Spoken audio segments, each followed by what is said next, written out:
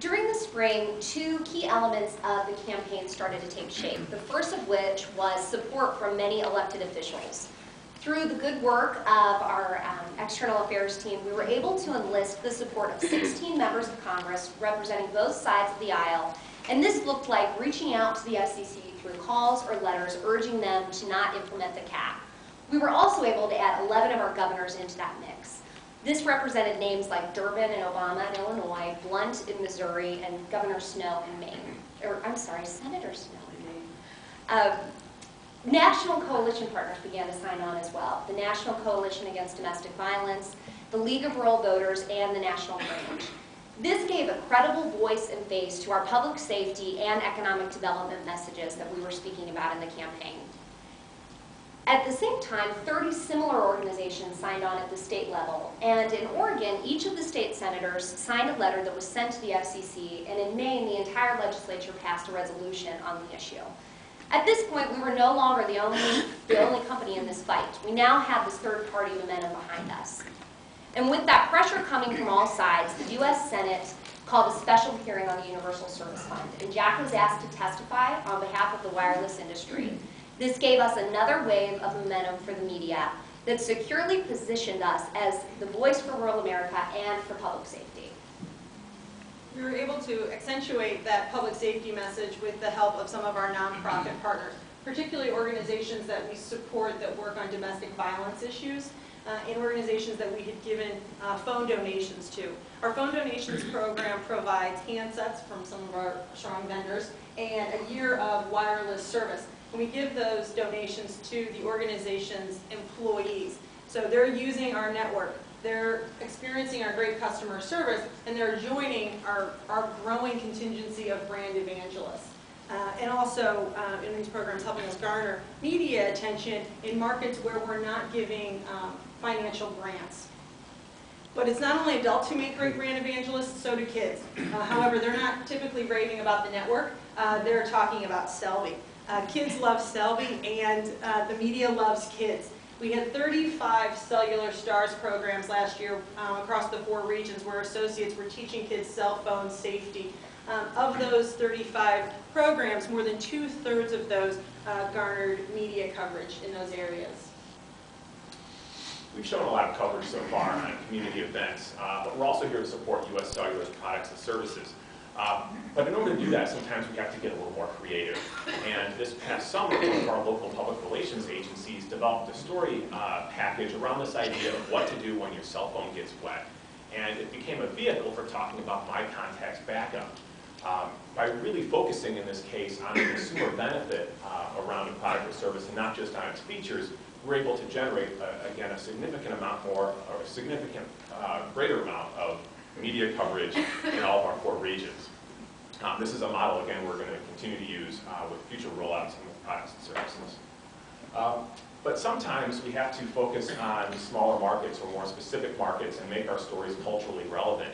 And this has been our approach in the Hispanic market. By making stories targeted to what they're interested in, what their community is all about, we've been able to generate a 50% increase in coverage in just the last 2 years. During the summer and fall months, to keep momentum going for the Connecting Rural America campaign, we took it to the road, visiting those local communities who most benefited from the network build-outs we were able to execute with support from the USF. Our first stop was in Maine with Jay and one of his favorite governors, Governor Baldacci. This gave us the opportunity to bring together those elected officials, the community members. We held the event at the local fire station, all people who were truly invested in the benefits of this network build. And we saw great media results from these types of events. We visited the West Coast in Sam's Valley, Oregon, the Central region in Ansley, Nebraska, and Northwood, Iowa, and again saw that same local support and media turnout. In Lafarge, Wisconsin, and Columbia, Missouri. These were some of the proudest moments of our campaign, giving us the chance to visit those communities and those citizens that we were fighting for and hearing about why this was so important. In Lafarge, the city manager and town member after town member could not say enough, praising us for being the only wireless provider who responded after they reached out to all of them in a desperate cry for this network build. This summer was also the first time we invited our customers to be a part of the campaign, equipping each store with postcards addressed to the U.S. Senate, asking those senators to take action to connect rural America. And today we've seen nearly 8,000 of those returned, giving us another great tool to irritate Chairman Martin, which is always our goal, by sending copies of these postcards combined with the FCC comments and the media placements. We sent a 260-page binder to each FCC commissioner, each of our key members of Congress, and our governors, reminding them that this was an issue still being talked about in their rural communities. The CRA campaign allowed us to spend plenty of time with our engineers this year, who were a key part of its success. But it also helped us to do what we always try to do, which is to tell that network story. Our ride-along pieces were successful again this year in each of our regions throughout the entire year. We also were able to get a little more creative with it, doing our first ride-along on water in a boat in support of the Lake of the Ozarks and Rolla expansion. And this is a way for us to tell that customer service story, but also to talk about why we are different as a company. And the more we talk about how we're different or how we're unique, people start asking us, how do we do it? How do we make our culture or the experience that our associates have in this company different than others? And so we continued our dynamic organization story both in trade magazines as well as in general media outlets in 2007. And those pieces add to associate pride and passion, but another thing that adds to associate pride is our beloved United Way campaign. And we had a huge thanks to Alan Ferber and the whole MSO team this year for continuing our 3-year streak of all 12 teams reaching their goal and getting the dollar for dollar match. We were also recognized by the United Way of Chicago.